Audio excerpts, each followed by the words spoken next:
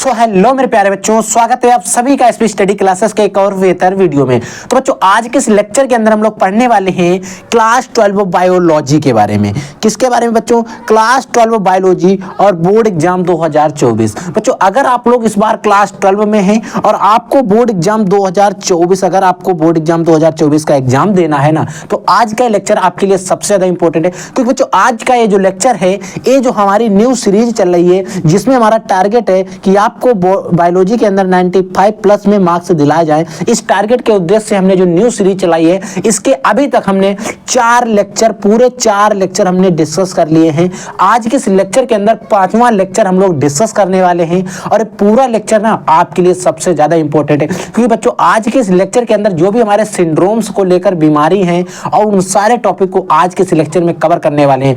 Biology का अभी तक का सबसे महत्वपूर्ण अगर कोई लेक्चर है तो ये है, और भी आगे आपको महत्वपूर्ण लेक्चर मिलते रहेंगे। बस आपको ध्यान से देखना है, पूरा लेक्चर आपको अटेंड करना है। और बात आती है सर, आप 4 लेक्चर कहां से देखोगे? तो बच्चों, इन 4 लेक्चर को देखने के लिए उन सभी वीडियो की प्लेलिस्ट का लिंक आपको इसी वीडियो के डिस्क्रिप्शन बॉक्स में मिल जाएगा। जाकर वहां से आप जो बचे हुए 4 लेक्चर हैं उनको आप कवर अप कर सकते हैं, देख सकते हैं, नोट डाउन कर सकते हैं। ठीक है बच्चों, तो इसी उद्देश्य से आपको बढ़िया से मेहनत करनी है। जो भी समय बचा है, इतने समय में आपको अच्छे से मेहनत करनी है और बोर्ड एग्जाम में आपको भी टॉप करना है। क्योंकि बच्चों, अगर हम बात करें बोर्ड एग्जाम 2024 की, तो आपके पास समय बिल्कुल बहुत कम बचा है, बिल्कुल भी नहीं बचा है, ऐसे आप मान सकते हो। बस आपको मेहनत करनी है, अच्छे तरीके से बोर्ड एग्जाम में जाना है, पेपर देना है, रिलैक्स मोड में पेपर देना है। ठीक है, तो आइए सबसे पहले हम बात करते हैं क्वेश्चन नंबर फर्स्ट की। बच्चों, सहलग्नता क्या है? सहलग्नता को बच्चों हिंदी इंग्लिश में कहते हैं लिंकेज। क्या कहते हैं बच्चों? लिंकेज।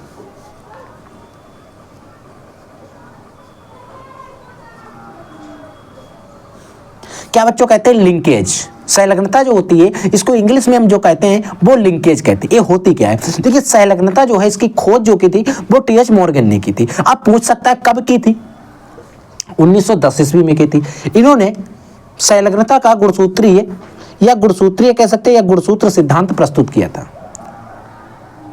ठीक है, सहलग्नता जो थी उसका गुणसूत्रीय सिद्धांत जो था वो टी.एच. मॉर्गन ने प्रस्तुत किया था। ठीक है, अगर बोर्ड एग्जाम में हमसे क्वेश्चन पूछ लिया जाए सहलग्नता की खोज किसने की, तो याद रखना टी.एच. मॉर्गन ने की थी। ठीक है, याद रखना। फिर सहलग्नता मुख्यतः मैंने की जो मोस्टली 2 प्रकार की होती है। एक पूर्ण सहलग्नता होती है, एक अपूर्ण सहलग्नता होती है। पूर्ण जो सहलग्नता होती है उसको कहते हैं कंप्लीट लिंकेज। कंप्लीट लिंकेज और इनकम्प्लीट लिंकेज, ये क्या होती है? कंप्लीट लिंकेज और इनकम्प्लीट लिंकेज, इसको ध्यान से पढ़िएगा। देखिए, कंप्लीट लिंकेज में क्या होता है, जब गुणसूत्र पर उपस्थित जीन्स, आपको पता है जो हमारे गुणसूत्र होते हैं उस पर जीन्स पाए जाते हैं। क्या पाए जाते हैं? जीन्स पाए जाते हैं, जो वंशागति के समय एक दूसरे से अलग नहीं होते। जिस समय वंशागति हो रही होती है उस समय क्या होते हैं? एक दूसरे से अलग नहीं होते हैं, तो इसे पूर्ण सहलग्नता कहते हैं। इससे होता क्या है, इससे संतति, जो हमारा नया संतति बनेगी उसमें नए सहयोग नहीं बनते, क्योंकि जो होंगे वही आगे चले जाएंगे। यानी कि जिसके भी जाएंगे, माता के जाएंगे तो माता के जैसे हुबहू दिखेगा, पिता के जाएंगे तो पिता के जैसा हुबहू दिखेगा। ठीक है, तो इसे कंप्लीट यानी कि पैतृक सहयोग, जो नए सहयोग नहीं बनते, केवल पैतृक सहयोग ही बनते हैं। ठीक है, अगला बच्चों आता है अपूर्ण सहलग्नता यानी कि इनकम्प्लीट लिंकेज। अपूर्ण सहलग्नता तभी संभव है जब सहलग्न जीन युग्मक बनते समय गुणसूत्रों के टूटने के कारण अलग हो जाते हैं। यानी सहलग्नता जो होती है, अपूर्ण सहलग्नता जो होती है तभी संभव हो सकती है जब क्या होता है, वंशागत के समय जब गुणसूत्र पर उपस्थित जो जीन्स होते हैं वो युग्मक बनते समय क्या होते हैं, एक दूसरे से टूटकर अलग हो जाते हैं। ठीक है, और इन टुकड़ों के विनिमय के फलस्वरूप नए सहयोग बनते हैं और युग्मकों में पहुंचते हैं, नए सहयोग बनते हैं और हमारे जो युग्मक होते हैं उनमें पहुंच जाते हैं। किंतु इनकी जो संभावना कम होती है, इसी कारण पैतृक सहयोगों की संख्या अपैतृक की अपेक्षा अधिक होती है। इनमें क्या होती है, पैतृक सहयोगों की जो संख्या होती है, अपैतृक जो होते हैं सहयोग, उनकी अपेक्षा अधिक होती है। ठीक है, ये चीज आपको याद रखना है। ठीक है, यानी कि इसमें क्या होता है, जो पैतृक सहयोग होंगे वो ज्यादा होंगे, अपैतृक सहयोगों की संख्या जो होगी वो होगी लेकिन कम होगी। और जो अपूर्ण सहलग्नता उसमें बिल्कुल नहीं होगी। अपैतृक सहयोग, अपैतृक जो सहयोग बने उनकी बिल्कुल संख्या नहीं होगी। किसमें? पूर्ण सहलग्नता में। इसमें होगी लेकिन कम होगी। समझ में आया? अब बच्चों बात करते हैं सबसे इंपॉर्टेंट टॉपिक जो हमारा है वो सिंड्रोम्स को लेकर है। तो देखिए बच्चों, सबसे पहले बात करेंगे दैहिक गुणसूत्रों में व्यतिकरण से उत्पन्न होने वाले सिंड्रोम। यानी कि आपको पता ही है हमारे अंदर गुणसूत्रों की संख्या कितनी पाई जाती है? 46। कितनी होती है बच्चों? गुणसूत्रों की संख्या कितनी होती है आपको पता होना चाहिए, 44 होती है। ठीक है, उस 44 में से जो हमारे 44 गुण, आपको टोटल हमारे अंदर गुणसूत्रों की संख्या कितनी होती है? 46। 46 होती है। इस 46 में क्या होता है 44 प्लस XX हो सकता है या फिर और XX हो सकता है, XY या XX हो सकता है। ये जो 44 होते हैं बच्चों, ये हमारे दही के गुणसूत्र होते हैं, दही के। ये हमारे जो होते हैं दो जो होते हैं ये लिंग गुणसूत्र होते हैं, XX या XY जो होते हैं वो हमारे लिंग गुणसूत्र होते हैं। तो हम इन 44 जो गुणसूत्र हैं, अगर इनमें कोई व्यतिकरण हो जाता है, कोई इधर उधर हो जाता है, तो इसके कारण सिंड्रोम यानी कि जो विकार उत्पन्न होते हैं उनके बारे में हम पढ़ेंगे। ठीक है, तो पहला सिंड्रोम पढ़ेंगे बच्चों डाउन सिंड्रोम। डाउन सिंड्रोम क्या होता है, आपको इसका नाम सुनकर अंदाजा लग रहा होगा, डाउन सिंड्रोम। ठीक है, डाउन सिंड्रोम की खोज जो की थी जॉन लैंगडन डाउन ने की थी। ठीक है, ये सिंड्रोम क्या होता है, गुणसूत्रों की 21वीं जोड़ी, जो हमारे गुणसूत्र होते हैं, देखिए अब हमारे टोटल 44 है, यानी कि 22 जोड़ी बने, 22 जोड़ी। इसकी जो 21वीं जोड़ी होगी, इसमें क्या होता है, इस 21वीं जोड़ी में ट्राइसोमी पाई जाती है। क्या होती है, ट्राइसोमी पाई जाती है। ट्राइसोमी के कारण होता क्या है, इसमें ट्राइसोमी उत्पन्न हो जाती है। अब ट्राइसोमी उत्पन्न होने के कारण इसमें गुणसूत्रों की संख्या 46 थी और एक गुणसूत्र बढ़ जाता है। ट्राइसोमी का मतलब होता है एक्स्ट्रा होना, ठीक है, बढ़ जाता है, यानी कि बढ़ने के मतलब 46 थे और अब हमारे हो गए 47। क्या हो गए, 47। ये चीज आपको याद रखना है। डाउन सिंड्रोम में गुणसूत्रों की संख्या कितनी हो जाती है, 47। क्या पाई जाती है, ट्राइसोमी। फिर बात आ गई सर जिसके भी अंदर एक सारे यानी कि डाउन सिंड्रोम है, इसमें हमारे कैरेक्टर्स क्या दिखेंगे, इसके लक्षण क्या होंगे। इसमें लक्षण बच्चों, सिर गोल होगा, गर्दन मोटी होगी, जीभ मोटी होगी, उंगलियां जो होंगी ठूठेदार होंगी, तथा इनमें सिंड्रोम में जननांग जो होंगे सामान्य होंगे, लेकिन पुरुष जो होंगे नापुंसक हो सकते हैं। ठीक है, अगला बच्चों हमारा सिंड्रोम है, अगला सिंड्रोम है एडवर्ड सिंड्रोम।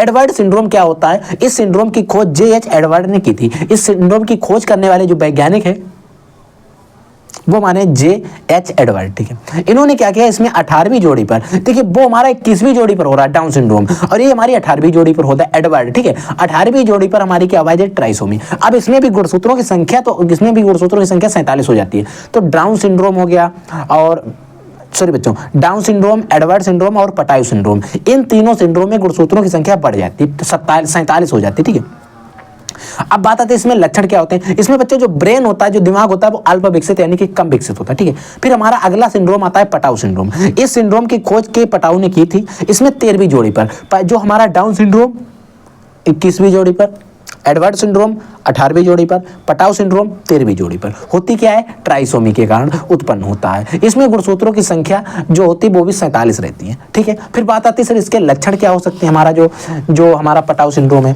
तो बच्चों जो पटाऊ सिंड्रोम है, इसमें ऊपरी ओठ फटा हुआ होता है तथा कम सुनाई देता है, और इसका जो सबसे मेन जो सबसे मोस्ट इंपॉर्टेंट इसमें जो अंग होते हैं वो अल्प विकृत पूर्ण होते हैं या अल्प विकसित होते हैं, यानी कि कम विकसित होते हैं या कहीं पर उनमें कोई कमी होगी। ठीक है, लास्ट आता है क्राइडुचेट। ठीक है बच्चों, क्राइडुचेट सिंड्रोम क्या होता है, इस सिंड्रोम की जो खोज की थी J. लेन्यून ने की थी। लेन्यून, सही से पढ़ना, लेन्यून नाम है। ठीक है, लेन्यून। ठीक है, अब इंग्लिश में कुछ भी हो सकता है, हिंदी में अब हिंदी में आपको हो सकता है लेन्यून, यू यहाँ पर ओ बना दिया जाए, वा बना के यू पाई लगा दिया जाए, लेकिन इंग्लिश में लेन्यून ही पढ़ा जाता है। ठीक है, ये चीज आपको याद रखना है, क्योंकि हिंदी में हर बुक में थोड़ा डिफरेंट मिल सकता है। ठीक है, कोई दिक्कत नहीं है, बस आपको याद रखना है।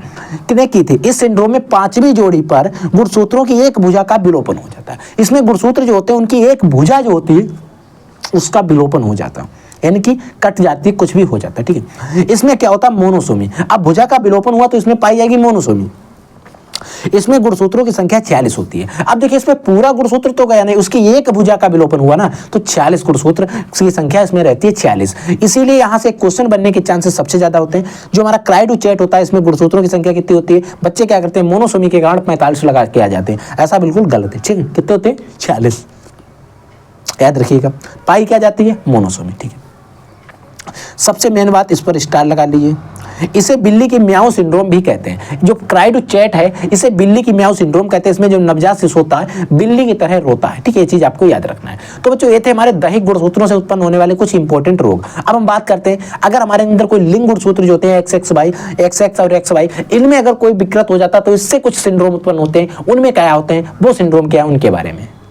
किसकी बात करेंगे बच्चों? अगर हमारे अंदर जो लिंग गुणसूत्र हैं उनमें अगर व्यतिकरण हो जाता है तो उस व्यतिकरण के कारण जो हमारे मतलब विकार उत्पन्न होते हैं, मतलब सिंड्रोम उत्पन्न होते हैं, उनके बारे में। तो सबसे पहले इसमें सिंड्रोम हमारा जो है क्लाइनफिल्टर सिंड्रोम है। क्लाइनफिल्टर सिंड्रोम पर बोर्ड एग्जाम में 2023 में भी और 22 में भी दोनों साल लगातार क्वेश्चन पूछे गए हैं। और टार्नर सिंड्रोम नहीं आया तो टार्नर सिंड्रोम पर ज्यादा फोकस करें क्योंकि उसके चांसेस आने के सबसे ज्यादा है। ठीक है, तो जो टार्नर सिंड्रोम, जो क्लाइनफिल्टर सिंड्रोम होता है, उसकी खोज किसने की थी? इसकी खोज डॉक्टर हैरी क्लाइनफिल्टर थे, उन्होंने की थी। ठीक है, ये क्या होता है, इसको खोज किसमें किया गया था? जो पुरुषों में। यहां से टार्नर सिंड्रोम हो गया और क्लाइनफिल्टर सिंड्रोम हो गया। इनसे हमारे ऑब्जेक्टिव क्वेश्चन बनने के सबसे ज्यादा चांसेस होते हैं। यहां से एक ऑब्जेक्टिव क्वेश्चन बन सकता है, क्लाइनफिल्टर सिंड्रोम की खोज किसने की थी?